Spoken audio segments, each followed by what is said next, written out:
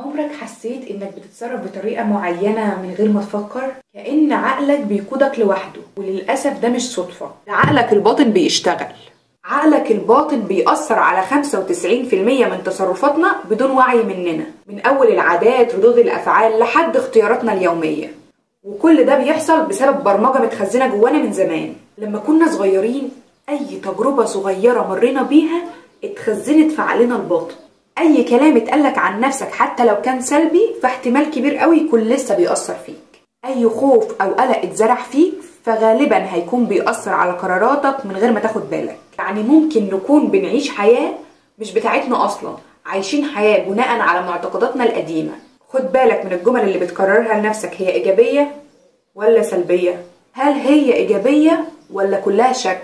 مشكلة في عقلنا الباطن ان هو بيصدق كل كلمة بنقولها. فبدل ما نقول انا فاشل، ايه رأيكم لو نقول انا بتعلم وبجرب وبطور؟ وخليك واعي بالاشارات الخفية. هل انت بتتجنب الفرص عشان خايف؟ هل بتهرب من النجاح لان جواك صوت بيقولك انت ما تستحقش النجاح ده؟ محتاجين ان احنا نجرب حاجة اسمها الفيزواليزيشن.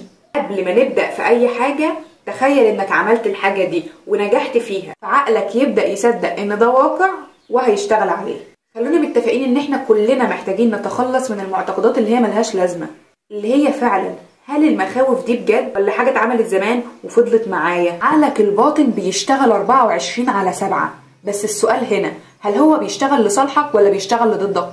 لو عايز تغير نظرتك لنفسك وتحررها من الماضي فده بقى اللي احنا هنتكلم عنه في الفيديو الجاي، وخطوة جديدة درس جديد، واحنا دايما مع بعض في رحلة المعرفة.